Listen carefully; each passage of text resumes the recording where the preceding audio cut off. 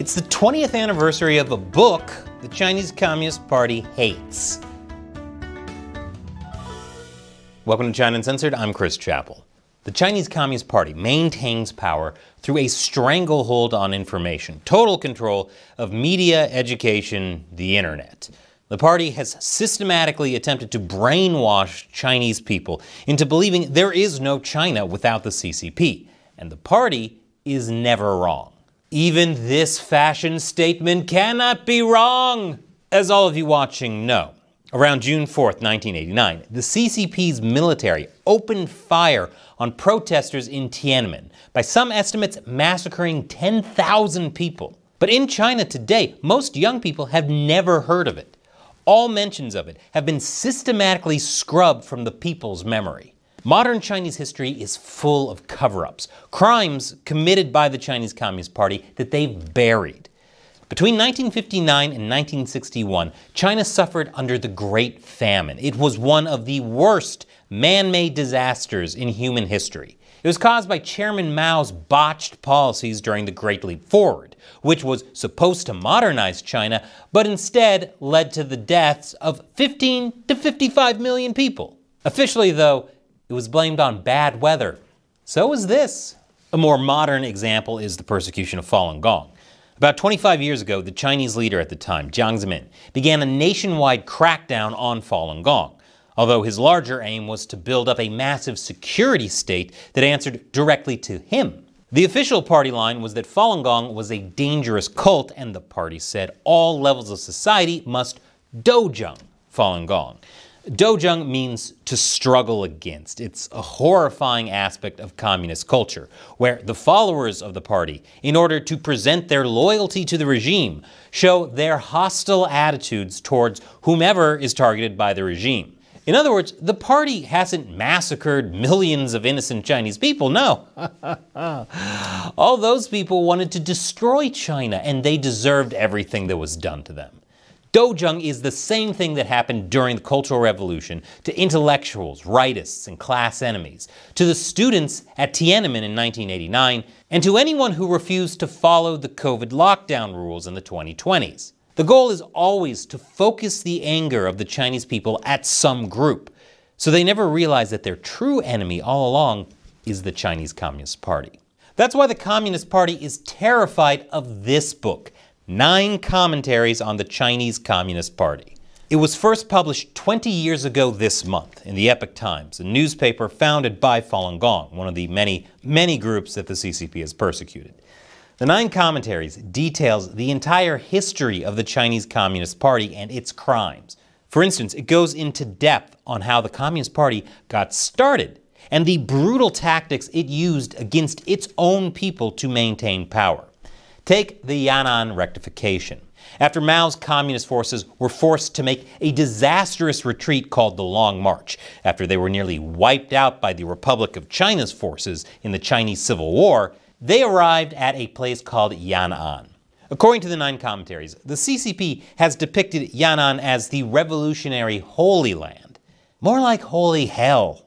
The Communist Party was on the verge of destruction, and a lot of the members were not happy. So, Mao launched the rectification movement to root out what he called petty bourgeoisie toxins. People had to list all of their acquaintances since birth and all important life events. They had to describe all social activities they had ever participated in, with an emphasis on their personal thought processes during these social activities.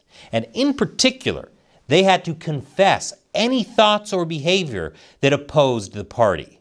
Now that might strike you as some kind of weird religious activity, and you'd be right. The 9 Commentaries makes it very clear communism is a cult. And this book said that 20 years before James Lindsay made that cool. The Yan'an rectification only got worse from there. Yes, that's a young, malnourished Mao Zedong. During the rectification, Yan'an was called a place for purging human nature. The goal was to eliminate hidden traitors, and very quickly, everyone was turning against each other. Former comrades in arms did not dare interact with one another. No one dared to speak the truth or protect mistreated friends because each was trying to save his own life. The The vicious, those who flattered, lied, and insulted others, were promoted. Humiliation became a fact of life in Yan'an. It was either humiliate others or humiliate oneself. Those tactics became the core of how the Chinese Communist Party would deal with any issue, from the criticism sessions of the Cultural Revolution to the persecution of ethnic groups like Tibetans or Uyghurs, to even the disappearance of China's richest man, Jack Ma, after he criticized state regulations. 9 Commentaries is a blueprint to how the Chinese Communist Party operates. So as you can imagine, the Chinese Communist Party really hates this book. It's one of the most censored things in China, even 20 years after it was published. Studies of internet censorship in China consistently show the term 9 Commentaries to be blacklisted, with those sharing it at risk of arrest and imprisonment. And that's especially the case this year, the book's 20th anniversary.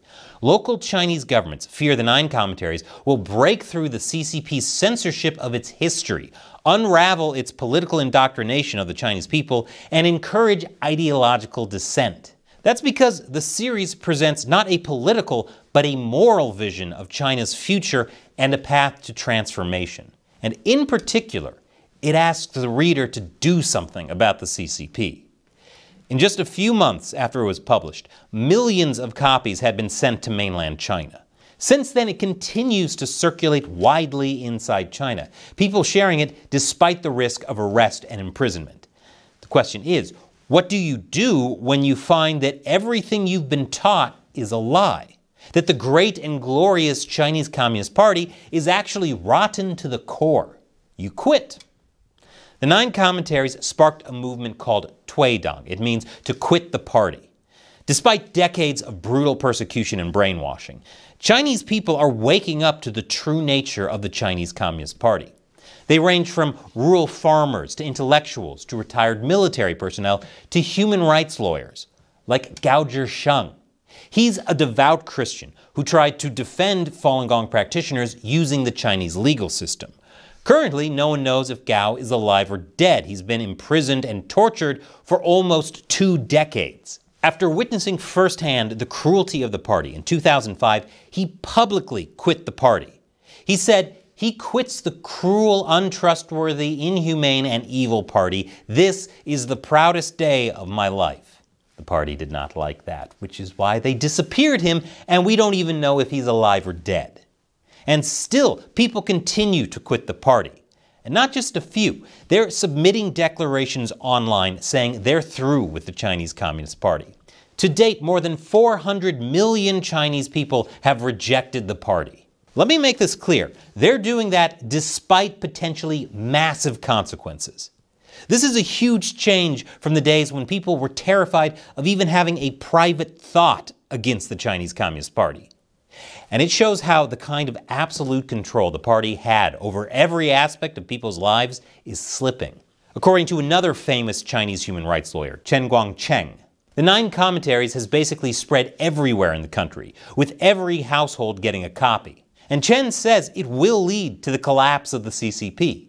If the CCP were like a building, it was constructed with bricks, and now it merely consists of soil. The cement used before has lost its adhesion. Now it takes the power of everyone to push down this building. And it seems like that's true.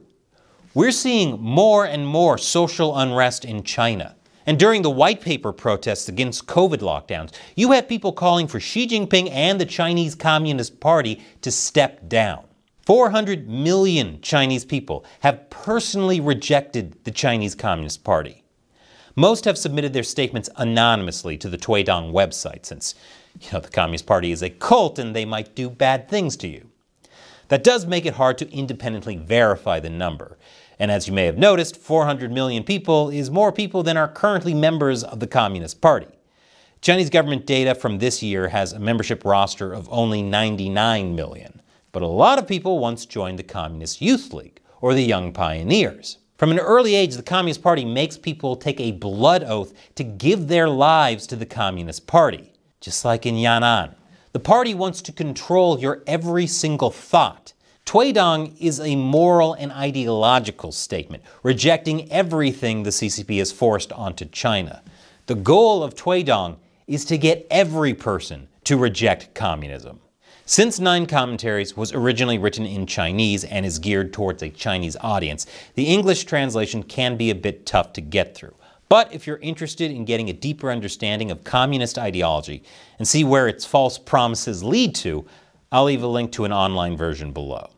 And instead of letting YouTube take you to some random video, click here to see another episode of China Uncensored that I think you'll like. Once again, I'm Chris Chappell. See you next time.